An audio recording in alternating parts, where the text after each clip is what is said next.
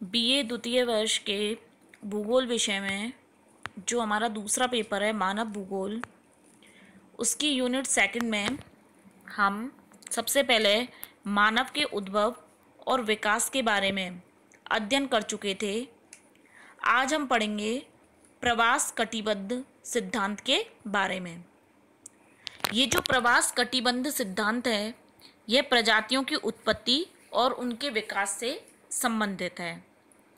इस सिद्धांत का प्रतिपादन ग्रिफिथ टेलर नामक विद्वान ने किया था सन 1919 में।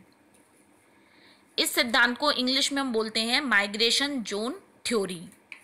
इसके अलावा इस सिद्धांत का एक अन्य नाम भी है, वो है कटिबंध एवं स्तर सिद्धांत, जोन एंड स्ट्राटा थ्योरी। इस सिद्धांत के अंतर्गत जो ग्रिफिथ टेलर है, उन्होंने ये बताया कि जो प्रजातियां थीं उनका उद्गम हुआ किसी भी एक क्षेत्र विशेष में, यानी जो प्रजातियां विकसित हुईं वो किसी एक क्षेत्र पर्टिकुलर क्षेत्र में विकसित हुई थीं और वहाँ से विकसित होने के बाद में वो प्रजातियां विश्व के अन्य क्षेत्रों में फैल गईं। तो किसी भी पर्टिकुलर क्षेत्र में प्रजातियों के विकास का जो प्रमुख कारण था वो था उस क्षेत्र की अनुकूल जलवायु और वहाँ की उपयुक्त परिस्थितियाँ। इस सिद्धांत के अंतर्गत ग्रिफिथ टेलर ने अपने विचारों का प्रतिपादन किया और बताया कि जितनी भी मानव की प्रजातियां हैं उनका उद्भव स्थल मध्य एशिया था। उनका ये मानना था कि विभिन्न जो मानव प्रजातियां हैं उनकी उत्पत्ति महाहिमयुग से पहले हो चुकी थी तथा जितनी भी प्रजातियां हैं उनका जो उद्गम हुआ था वो एशिया महाद्वीप के मध्यवर्ती क्षेत्रों में हुआ था।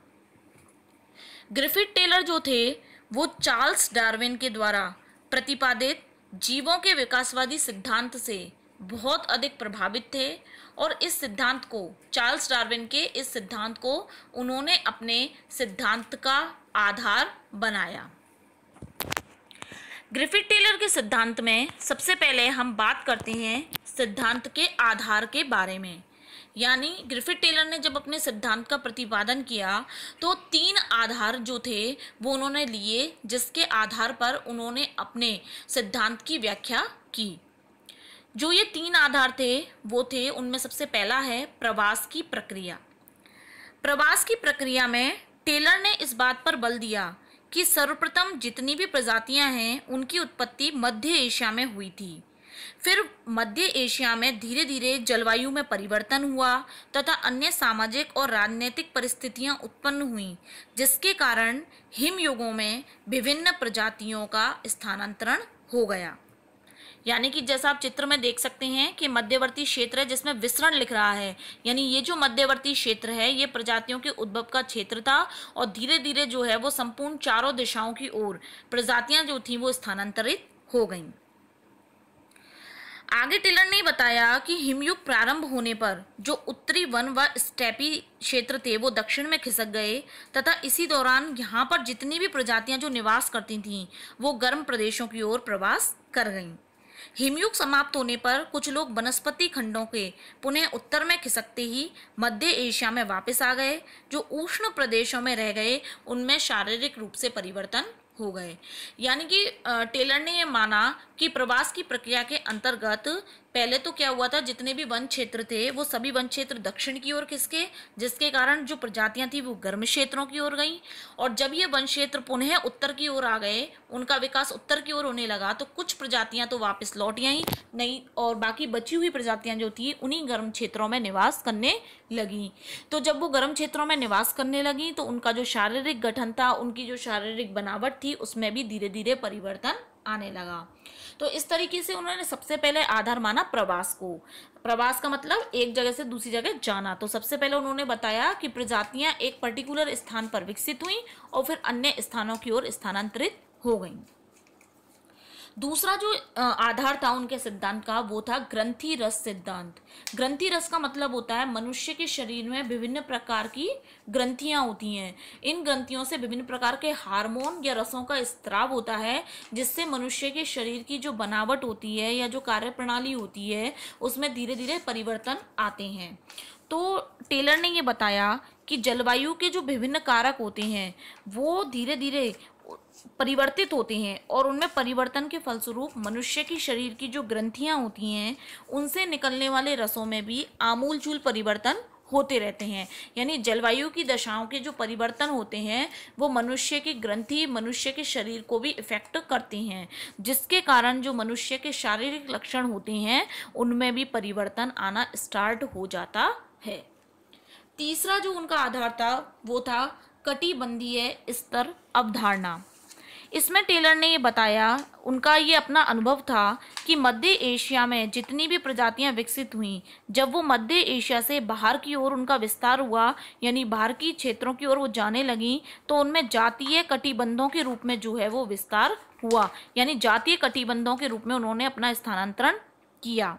तो इसके अंतर्गत ये हुआ कि जो सबसे प्राचीन प्रजाति थी, यानी सबसे पहले जिस प्रजाति का विकास मध्य एशिया में हुआ था, वो तो धीरे धीरे बाहर की ओर जाने लगी और अंत में जो है वो विकसित प्रजातियां मध्य एशिया के मध्य में बच गईं। यानी कि जितनी भी नवीन प्रजातियां हैं वो बाद में मध्य एशिया में रह गईं और जितनी भी प्राचीन प्रजातियां थी वो धीरे धीरे मध्य एशिया से बाहर जो है वो स्थानांतरण कर गईं।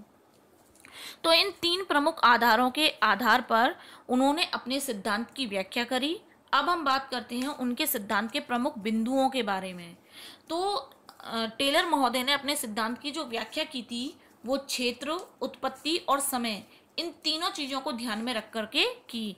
यानी कि कौन से क्षेत्र में प्रजातियों का विकास हुआ और क्यों हुआ विकास, और समय के साथ कैसे कैसे उसमें परिवर्तन आए, इन्होंने अपने सिद्धांत की व्याख्या इन प्रमुख तीन बातों के आधार पर की। तो सबसे पहले हम देखते हैं कि टेलर ने ये कहा, टेलर महोदय ने अपने सिद्धांत में, कि जो एशिया महाद्वीप है वो तो विश्व में एक केंद्रीय महाद्वीप था और उसके अलावा ऑस्ट्रेलिया, अमेरिका और यूरेफ्रिका का मतलब है यूरोप और अफ्रीका, उनको उन्होंने क्या माना, प्रायद्वीप माना। प्रायद्वीप क्या होते हैं, प्रायद्वीप वो क्षेत्र होता है जो तीनों समुद्रों से घिरे हुए रहते हैं। तो एक तरीके से प्रायद्वीपीय स्थिति जो थी वो इन क्षेत्रों की मानी और महाद्वीपीय स्थिति जो है वो एशिया महाद्वीप की मानी। दूसरा जो है, टेलर ने अपने सिद्धांत में ये कहा कि पृथ्वी पर प्रत्येक महाद्वीप में स्थित विभिन्न जो जातियां हैं वो जातीय कटिबंधों के रूप में पाई जाती हैं। यानी पर्टिकुलर किसी जाति विशेष का एक क्षेत्र विशेष होता है और वो कटिबंध जो है वो उस प्रजाति के नाम से ही जाना जाता है। तीसरा महत्वपूर्ण बिंदु जो है उनके सिद्धांत का वो ये है कि टेलर महोदय ने ये बताया कि सभी मानव जातियों की जो उत्पत्ति है वो मध्य एशिया के कैस्पियन और जो अरब सागर है उसके समीपवर्ती जो क्षेत्र है उसमें हुई थी। यानी कैस्पियन सागर और अरब सागर के आसपास ही सभी प्रजातियां जो हैं वो मुख्य रूप से प्राचीन समय में पाई जाती थीं। फिर इन क्षेत्रों से विभिन्न कारणों के कारण धीरे धीरे ये जो प्रजातियां हैं वो विश्व के अलग अलग भागों में चली गई। यानी कोई उत्तरी क्षेत्रों में चली गई, कोई दक्षिणी क्षेत्रों में चली गई। तो इस तरीके से उन्होंने माना कि मध्य एशिया में जब सबसे पहले प्रजातियों का विकास हुआ था तो उसमें जिस प्रजाति की उत्पत्ति हुई थी वो थी निग्रिटो प्रजाति। निग्रिटो प्रजाति जो थी वो पहले मध्य एशिया के केंद्र में थी। निग्रिटो प्रजाति के बाद में वहाँ पर नीग्रो प्रजाति का उद्भव हुआ। पहले उत्पत्ति हुई निग्रिटो की, फिर उत्पत्ति हुई नीग्रो की। फिर इस नीग्रो प्रजाति ने जो नेग्रिटो प्रजाति है उसको बाहर की ओर खदेड़ना प्रारंभ कर दिया। जैसा कि मैंने पहले भी बताया कि जो प्राचीन प्रजातियां हैं, पुरानी प्रजाति हैं, वो धीरे धीरे बाहर की ओर गईं और जो नई प्रजाति हैं वो मध्य एशिया में धीरे धीरे विकसित हुईं। तो इसी कारण से जो नीग्रो प्रजाति है उसने निग्रिटो प्रजाति को बाहर की ओर खदेड़ दिया। तो जितनी भी प्राचीन प्रजातियां थीं वो धीरे धीरे एशिया महाद्वीप के जो बाहरी किनारे वाले क्षेत्र हैं उनमें अपना स्थानांतरण कर गईं। इसके बाद में चौथा बिंदु जो है वो ये है उनके सिद्धांत में कि उन्होंने ये माना कि मध्य जो एशियाई भाग है उसमें नीग्रो की उत्पत्ति के बाद अनुकूल जलवायु हुई और अनुकूल जलवायु के फलस्वरूप वहाँ पर ऑस्ट्रेलियन प्रजाति की उत्पत्ति हुई। यानी पहले निग्रिटो के बाद नीग्रो और नीग्रो के बाद में जैसे ही वहाँ की परिस्थितियाँ अनुकूल हुई तो वहाँ ऑस्ट्रेलियन प्रजाति का विकास हो गया। ऑस्ट्रेलियन प्रजाति ने इन दोनों प्रजातियों को बाहर की तरफ खदेड़ दिया। यानी कि नेग्रिटो और नीग्रो दोनों ही एशिया महाद्वीप के मध्यवर्ती क्षेत्रों से किनारे वाले क्षेत्रों की ओर जो है वो धीरे धीरे विचरण कर गई।